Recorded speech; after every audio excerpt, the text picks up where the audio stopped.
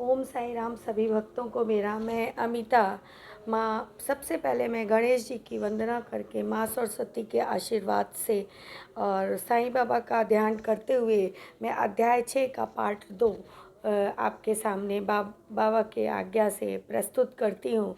तो उससे पहले मैं सभी भक्तों के लिए प्रार्थना करती हूँ कि सभी की इच्छाएं और कष्टों को बाबा दूर करें और इस कोरोना वायरस की स्थिति से सभी को मुक्त करें। तो हम शुरू करते हैं। भागवत या भक्तजनों के कल्याण उच्च गीता सुना रहे। जब कभी भी मैं किसी से वार्तालाप किया करता हूँ तो बाबा की कथाओं को ध्यान में लाता हूँ, जिससे उनका उपयुक्त अर्थ समझने में सफल हो सके। तब एक शब्द या वाक्य की रचना भी नहीं कर पाता, परंतु जब वे स्वयं कृपा कर मुझे लिखवाने लगते हैं तब फिर उसका कोई अंत नहीं होता। अगर हम खुद ही कोई चीज़ करते हैं, यहाँ मर्म है, बाबा स्वयं ही कोई ना कोई काम करवाते हैं तो वो काम आसानी से होता है, वो काम आसानी से होने लगता है, तब उसका कोई अंत नहीं होता। तथा भक्तों में अहंकार की जो वृद्धि होने लगती है वो शक्ति प्रदान करके अहंकार को शून्य कर देते हैं।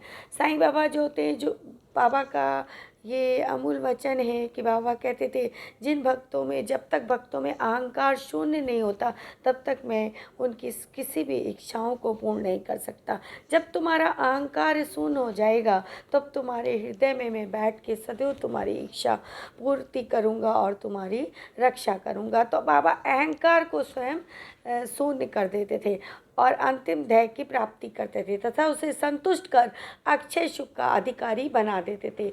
जो बाबा की नमन कर अन्य भाव से उनकी शरण जाता है उसे फिर कोई साधना करने की आवश्यकता नहीं होती।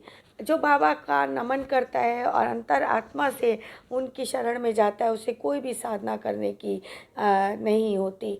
धर्म, अर्थ, काम और मोक्ष उसे सहज ही प्राप्त हो जाते। ईश्वर के पास पहुंचने के 4 मार्ग हैं: कर्म, ज्ञान और भक्ति। इन सब में भक्ति मार्ग अधिक संकीर्ण और गड्ढों और खाइयों से परिपूर्ण है।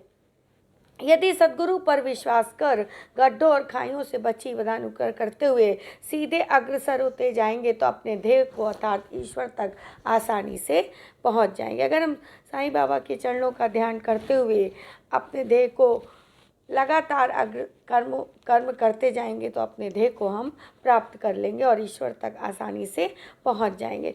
श्री साईं बाबा ने निश्चयात्मक स्वर में कहा कि स्वयं ब्रह्मा और उनके विश्व को उत्पत्ति, रक्षण, लय करने की आदि की भिन्न भिन्न शक्तियों में पृथक्त्व में एकत्व है। इस ऐसे ही ग्रंथकारों ने दर्शाया। भक्तों के कल्याण श्री साईं बाबा ने स्वयं जिन वचनों से आश्वासन दिया उनको नीचे उद्धृत किया जा रहा है। बाबा ने भक्तों के कल्याण हेतु कई वचन दिए, जो एक वचन इस अध्याय 6 में है।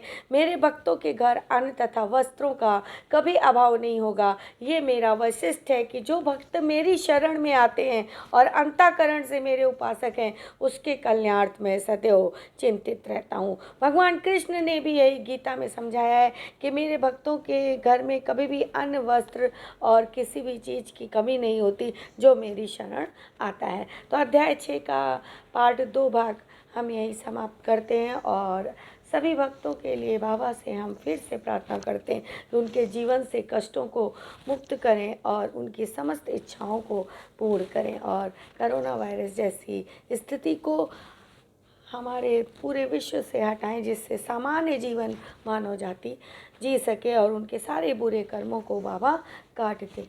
तो इस अध्याय को यहीं समाप्त करती हूँ। ओम साई राम।